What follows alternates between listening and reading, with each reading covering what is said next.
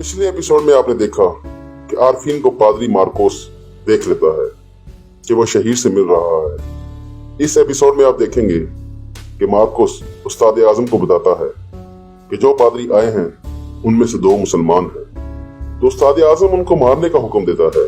Marcos Arfeen और उसके दोस्त को मारने चला जाता है। तभी आरफीन को पता चलता है तो वो कुछ सलीबियों को मारने के बाद भागने लगते हैं। तभी आरफीन भागने में कामयाब हो जाता है, लेकिन उसका दोस्त सलीबियों के हाथों शहीद हो जाता है। तभी इज़ादोरा आरफीन को एक महफूज जगह पर छुपा देती है।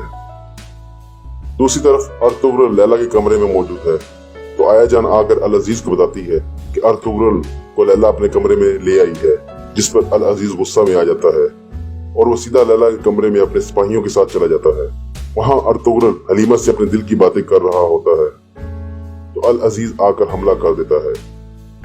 तभी अर्तुगरुल बाकी सिपाहियों को मारकर अल अजीज को दबोच लेता है और कहता है कि उसे अपने भाई को मारने का कोई इरादा नहीं, बस वो अपनी आंखें खोले और सलीबी साजिशों को देखे जो महल के अंदर तक घुस आई हैं।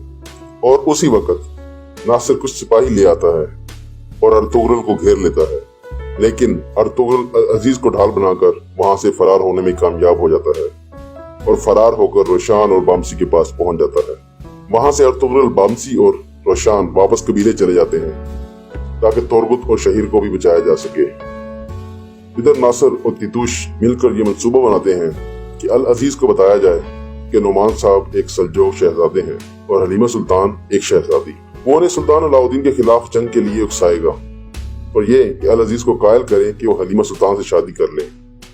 और जब नासिर ये सब बातें आकर अल अजीज से कहता है, तो अल अजीज, जो पहले ही हलीमा सुल्तान का दीवाना बना हुआ है, इस बात पर आमादा हो जाता है और हलीमा सुल्तान और शहजादा नुमान को अपने पास बुलाता है और बताता है कि उसे सब पता है कि वो एक सल्जूक शहजादे हैं और हलीमा सुल्तान एक शहजादी।